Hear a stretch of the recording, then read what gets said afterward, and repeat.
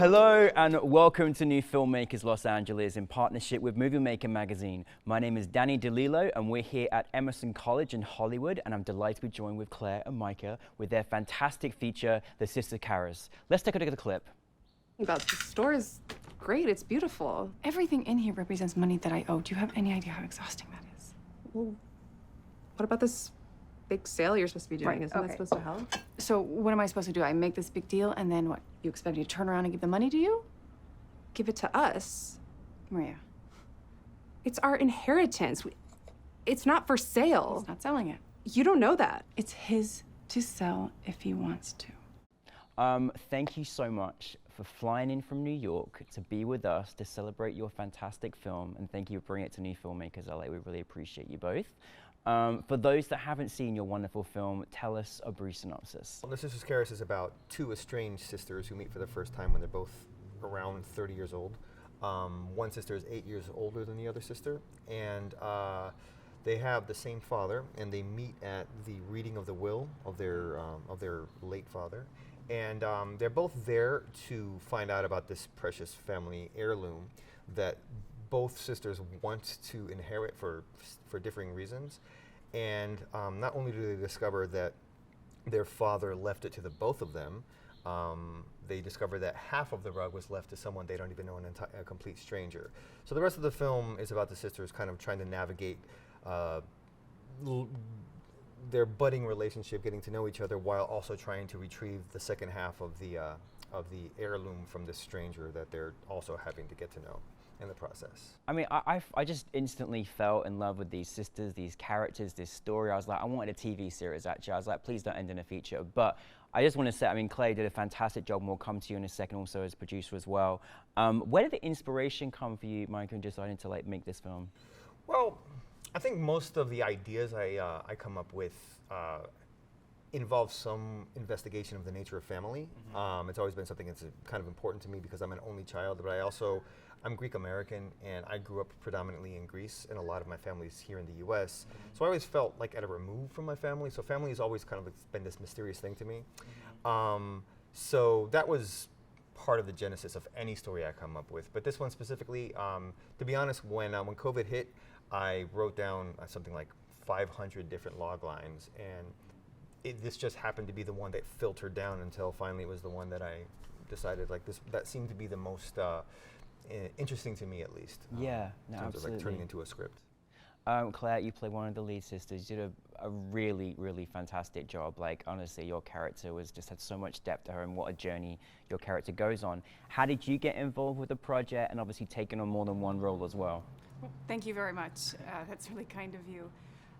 I know Micah through an actors program at a theater in New York, so we'd worked together as actors. And as Micah said, when COVID hit and this process started, and he told me he was writing a feature, he asked me if I could be in it. Of course, I said 100%, 110% yes. And then as the process continued, then we started working together also as producers. And that was such an enriching part of the process as well. I love being an actor. I would be an actor every day of my life if I could. But it's so fulfilling as an actor also to be part of production design, the writing process. You get such a comprehensive view of it. An actor is just one little tiny piece of the puzzle. Yeah. So it's amazing to take on this obviously lead role, but then having a producer, which is sort of the overview of the entire production as well. How did you sort of taking it from being written on the page and then working together, obviously we know there's a few little secret places you got to film this, and some also very strategically great things you did to kind of keep it concise during that period of time. How was that process in terms of production wise? How did you come together, finding locations, all these things, all these elements during quite a difficult time to film as well? Well, one of the major concerns of ours being on such a limited budget was playing to what strengths we had, which are of course actors and story, right? And one thing we knew that would potentially be a major hurdle was production design and access to locations that would add production value. So we wrote primarily to 2 locations that we had access to already that we wouldn't have to pay for. There was really only one location that we had to find in Marco's apartment. And luckily, Clare has a friend who very graciously allowed us to shoot in his apartment. And all of those things just kind of came together in very fortunate ways. And for you, taking on like, you know, this role and leading with this story, you had so much kind of a journey with your character as well. What was that kind of experience like being in this feature film and obviously this relationship that was kind of estranged but building during the time? What was this experience like, and how different was it from maybe other acting performances you've done? That's a great question. I was very lucky in that Micah wrote this role for me and playing to my strengths. So thank you for that. And in terms of being an actor, I mean, I get to just say the words that are on the page. So I don't, as a person, I don't think I'm trying to do this with this person or my goal is this. I just say what naturally comes to me. I wish that I had more foresight as a person or more, you know, projection in the future. How is this going to go? I think like Helen, a lot of times we know what we're going to do before we actually know what we're going to do. So you can't fight against yourself. But I think we always have that tension. So I definitely related to that. Helen, I feel very close to Helen. I mean, Helen is me, but Helen is completely not me. And that's really the joy of an actor, if you have great writing, that you can just jump in without having to put any bells and whistles on it whatsoever.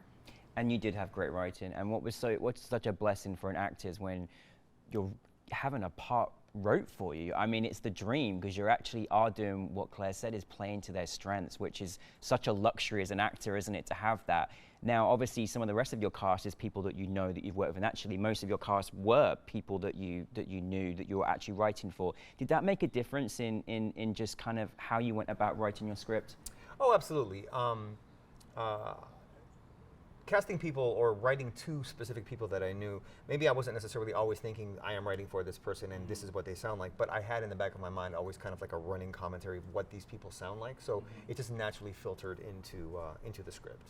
Yeah, I mean, it felt like, I mean, it was almost like, it felt like documentary. It felt that real, you know what I mean? Like, it really did, and I think it shows the fact that you just knew these people and their strengths, which is a luxury, as I say, as an actor. Now, this story obviously is about, you know, two estranged, you know, half sisters, as stated, but it was also just kind of a journey of just their exploration as sisters. But I think it was also had probably quite a universal appeal for people that maybe in this situation not spoken to someone. Did you ever kind of think during the process of making it that, yes, this was one particular story, but, you know, there's a lot of other people that probably have had an experience or gone through something similar to this? Well, yeah, I mean, not to sound, or at the risk of sounding pretentious, I do believe in the idea that we access the universal through the specific, right? So, like, if I had been writing in a more general sense, I feel like it would not have landed as well as I feel like it does. So I wrote specifically to concerns of mine, but I think because I was writing to things that were specific to me, they can then become specific to other people as well. You know? Yeah, definitely. And as, you know, as producer as well, obviously both of you, but like, what was maybe the biggest challenge you undiscovered? I mean, it's not, as I mentioned last night, it's not easy making an independent feature film, particularly during these times. And in New York City, congratulations. You know, how was that experience? Was there any challenges along the way? Certainly challenges along the way, from the minute to the enormous, making sure lunch is delivered on time. But for me, I think the greatest challenge, besides the blood, sweat, and tears of writing a great story, and it has to come, I mean, that's first. If you don't have a great story, forget all the rest of the challenges. You're, you know, spitting in the wind. Is the financial part, is the labor of love I will do for free for the rest of my life, but you do actually have to pay people. You have to rent equipment, and then you want to get the movie out there. So that is the greatest challenge. And we are the creators of this, but you also have to be business people. And schmoozers and networkers, and that's what we're doing now. Yeah. But you're New Yorkers, you do it the best. Okay? All right. You know, no, I think that's such an important point, the business side of things as well. And now taking this baby out that you've created and putting it all together, what's the feeling been like having it in front of an audience that must just feel like this is why we did it? Yeah, I mean, it's always nerve-wracking. Like, every time I rewatch it again with an audience, there's always like a new anxiety that's just a different version of the same original anxiety that I feel, because every audience will react to it a little differently. But it's always like a welcome kind of relief at the end when the audience members seem to respond to it in a positive way. And I think something you mentioned at the festival, I think is, again, so clever, is that you said you focused in on the interiors, you know, you focused in on keeping a small set, which kept things, you know, within budget. I mean, was that kind of always the plan from the get-go to what to do, basically? Absolutely. Yeah. I think that's really clever for anyone out there, filmmakers-wise. I just want to follow on with that, actually. We've got a very large filmmaking audience. Is there any kind of advice that you would go by making this feature, you know, just you as filmmakers, that you would kind of share with other filmmakers out there that are trying to get their feature under the way? Well, I think play to your strengths. If you have great actors, write them a great story. If you don't have a great script, it doesn't matter how beautiful your cinematography is. So do the work up front to make the story great. And like Micah was saying, it's not about what are you trying to say with it. You tell the story, and the story will say things. And every time I watch the movie, and I don't think anyone's watched it more than we have, I find something new. And I don't think we'd find something new if it were a story that was trying to have a message. So let the story be the story, have engaging characters, and play to your strengths. So what are the locations you have? I mean, we're creative people, so if you have locations, you can write a story based on those locations or based on the actors you have. Yeah, working with your friends, right? Anything else to add, Micah? Oh yeah, I think everything Claire said. Obviously, I think I can't overstate the idea, the importance of playing to your strengths and knowing what your strengths are. I don't think waiting around, if you want to make a feature, just waiting around for the perfect set of circumstances to reveal themselves, that's not going to happen. I mean, I feel like for example, we did it because COVID happened. I don't think we can bank on like every, you know, once every 100 years having another pandemic happen. So that's going to be when I make my feature. So you have to figure out like what are the things that you have available to you within the restrictions that are your restrictions specifically, and figure out a way to turn those into strengths. Absolutely. And you know, again, well done for making this film during these times, and what a brilliant story that you had as well. Like, I love the arc of all the characters. They all had such a journey that they went on, particularly the two sisters. I'm just curious, whether it be in front of camera, behind camera, what have you learnt mostly from this project, Claire? I've learned that I love this work and I want to do it for the rest of my life. Not just as an actor waiting around for a role on some other production, but to make my own work. Nothing has been more fulfilling. Yeah, no, I want to see more of that character, many more. It was so good to watch. Honestly, you did a really terrific job. How about you, Micah? Well, I think I don't know. This may be apocryphal, but I believe it's like a commonly held belief that we're talking about filmmaking specifically, but every artist is constantly with the next project correcting the mistakes of the previous project. I feel like as much as I love the film, as much as I'm proud of it, when I do watch it, I think, oh, I wish I could have done that just a little differently. I wish I'd had the foresight or the awareness in the moment to have recognized that, you know, this one thing. And I know that that's going to be an issue I'm always dealing with, and if I'm not dealing with, I'm probably missing things. So it's that. It's like being grateful for what I have, but always striving to do better on the next one. I love that. We're our own worst critic at times, but we want to keep improving ourselves, right? And to finalize on what's next for you together or individually? Ooh, exciting. I mean, The Sisters Chorus is great, and I'm so glad we're getting out into the world, but the whole idea of, not the whole idea, great thing about having a feature is that then we want to make another one. So, and then another one and another one. So I love the focus on the sisters, but I'm also have an eye on the future. So we have a few stories in development right now for screenplays, and so we'd like to get Sisters Chorus distributed out to audiences everywhere, and then hopefully, you know, roll that into the next project. Fantastic.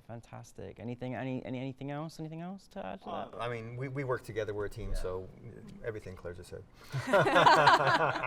I love it. Listen, it has been such a pleasure having you both. I'm so proud of the feature that you made. It's a great, fantastic story, and I know our audience absolutely loved it. But thank you for coming from New York City to be with us. Thank you so much for having us. We appreciate it. Clare and Micah, everybody, Sister Chorus.